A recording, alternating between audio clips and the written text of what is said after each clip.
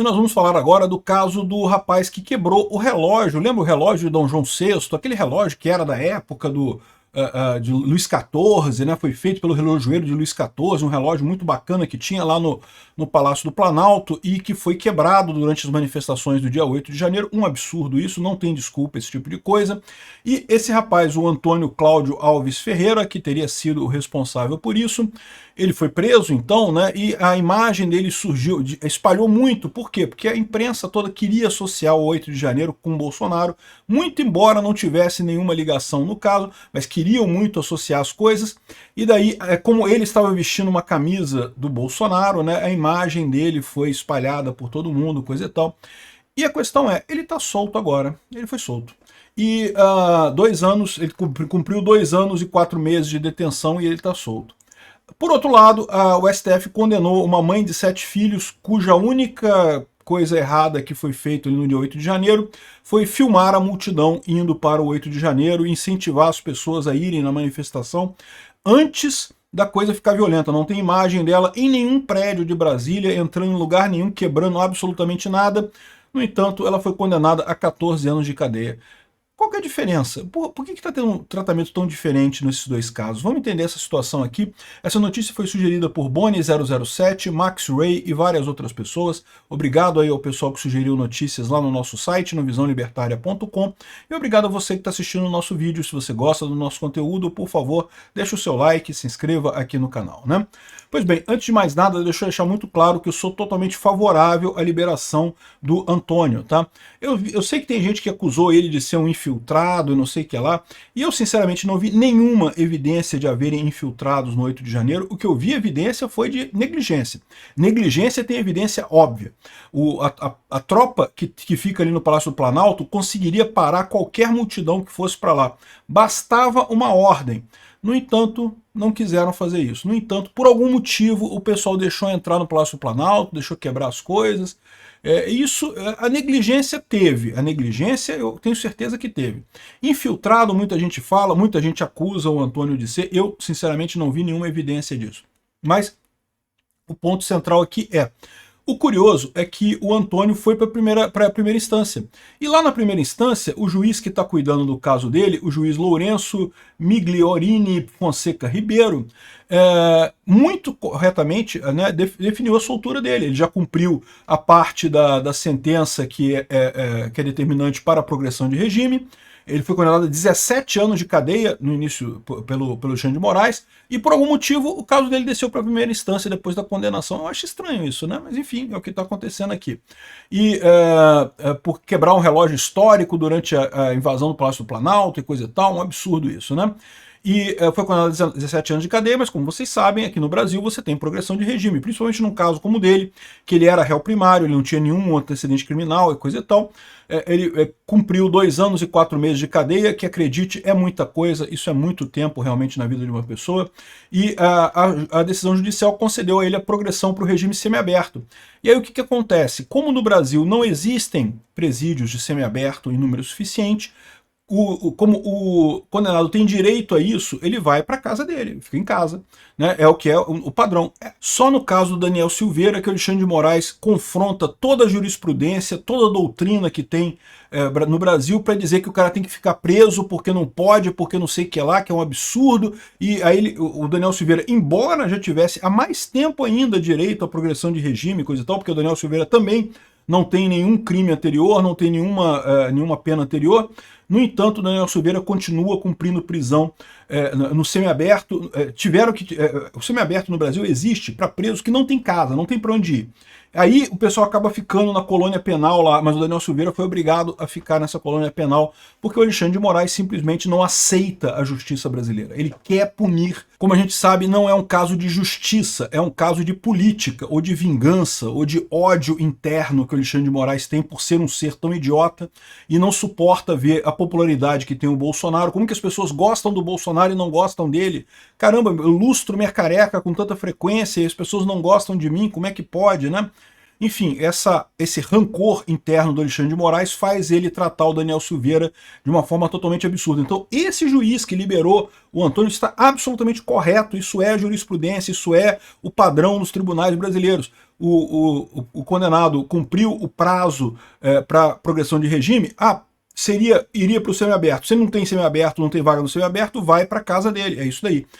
Iria para casa, colocaria tornozeleira eletrônica. Não tem tornozeleira eletrônica, você não pode punir o condenado, não pode passar por cima dos direitos do condenado, porque o Estado não tem uma tornozeleira eletrônica. Então ele foi para casa sem tornozeleira eletrônica e vai ser avisado quando tiver alguma disponível, e aí vai colocar a tornozeleira eletrônica, né? Ou seja, ele deveria usar a tornozeleira eletrônica, mas como não tem aparelhos disponíveis em Minas Gerais, em praticamente nenhum lugar do Brasil tem, o juiz escreveu que não há previsão para regularização da situação, ele não pode ser prejudicado pela demora do Estado, o que está absolutamente correto.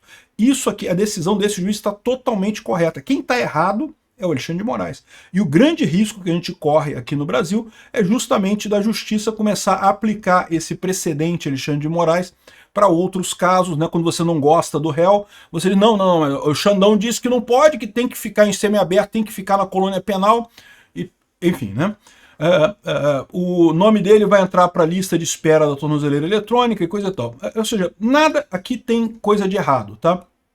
Primeiro, ele já ficou preso por muito mais tempo do que seria justo pelo crime que ele cometeu. Sim, destruir aquele relógio foi terrível, é o que eu falo sempre, nada devia ter sido quebrado ali. Não é assim que a direita faz protestos, quebrando coisas, tipicamente não é assim. Mas por mais que ele estivesse errado, ser condenado a 17 anos de cadeia é um absurdo completo. Fez com que ele ficasse 2 anos e 4 meses detido e deveria ser muito menos do que isso. Se ele fosse condenado pelo crime correto, que é depredação de patrimônio público e coisa e tal, já teria sido liberado muito antes disso daí, não teria esse problema todo que ele está passando, né? Então, assim, o que está acontecendo com ele aqui é o mínimo do razoável. O que eu acho não razoável é a outra situação. O Alexandre de Moraes, tá? O STF hoje em dia virou um cachorrinho do Alexandre de Moraes, aparentemente. Nenhum outro ministro no STF tem mais luz própria, todos eles agora se limitam a seguir o Alexandre de Moraes, né? O STF condenou a mãe de 7 filhos a 14 anos de cadeia pelo 8 de janeiro. Mais um caso absurdo. Por quê? Porque ela de fato participou dos acampamentos de Brasília, que eram manifestações pacíficas, e de fato no dia 8 de janeiro ela foi lá no ato de 8 de janeiro, gravou ela participando lá, chamou as pessoas para ir enquanto ela acreditava que era uma manifestação pacífica. No momento que ela viu o pessoal entrando no Congresso, entrando no Palácio Planalto, entrando no STF, ela foi embora. Não tem uma imagem dela dentro dos prédios federais, uma imagem dela quebrando alguma coisa, uma imagem dela fazendo qualquer coisa de errado. No entanto, o Alexandre de Moraes está condenando ela a 14 anos de cadeia. E aí que eu falo para vocês o absurdo que é isso. Enquanto uns que estão sendo tratados pela primeira instância conseguem a coisa correta, o que a justiça prescreve adequadamente, os que estão na mão do Alexandre de Moraes são tratados com um espizinhamento político, né? O Alexandre de Moraes está fazendo esse julgamento como um julgamento show, ele quer que as pessoas vejam que não se pode ser de direita no Brasil, a pena é 17 anos de cadeia para quem for de direita no Brasil, é a mensagem que o Alexandre de Moraes quer passar, porque, sinceramente, essa moça não fez nada demais. Não tem nada que desabone a conduta dela nisso daqui, né? Protestar pacificamente é direito de todo mundo, chamar outras pessoas para protestar pacificamente também é direito de todo mundo. E uma vez que não consta que ela tenha quebrado nada, não tem prova nenhuma nos autos que ela tenha quebrado alguma coisa, que ela tenha de fato feito alguma atividade violenta, qual é o crime dessa moça? Não tem ideia isso aqui, não tem lógica isso daqui. Esse negócio de aplicar o artigo 359-M lá de golpe de Estado, né, o 35L e 35M, pô, é um absurdo completo que não tem absolutamente lógica nenhuma. Então ela responde ao processo em liberdade. Até agora nunca foi presa, nem fez uso de tornozeleira eletrônica, mas agora ela foi inclusa no grupo dos réus acusados de executar materialmente os atos considerados golpistas, mesmo sem apresentar provas da participação dela em vandalismo ou qualquer dos crimes imputados. É o conceito de que, não, se está lá, então é crime multitudinário. Todo mundo está junto nessa história, então você estava lá, indica que você estava a favor de quebrar, de dar um golpe. O que não é verdade, né? Muita gente estava lá preocupada com a questão da eleição, questionando a eleição. Isso é direito das pessoas questionar a eleição. Desde quando que não pode questionar a eleição? Enfim, o caso da Ré chamou atenção por sua condição familiar de saúde. Ela sofre de enfisema pulmonar, doença crônica degenerativa, que inviabilizaria o cumprimento da pena em ambiente prisional. Pode ser que ela consiga ter também liberdade condicional, que ela fique em casa e coisa e tal, mas ainda assim, o fato dela ter sido condenada a 14 anos de cadeia é um absurdo completo. Mostra o quanto esse processo não é um processo real, não tem nada a ver com justiça, tem a ver com, não tem nada a ver com direito, tem a ver com vingança pessoal, bile e política, claramente, né?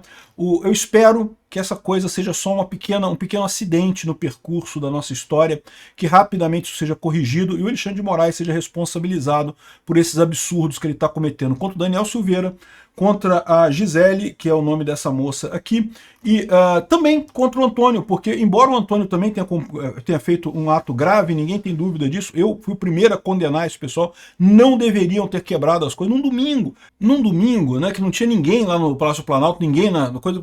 Que tipo de protesto é esse, né? Foi uma idiotice o dia 8 de janeiro, atrasou a nossa agenda política há muito tempo.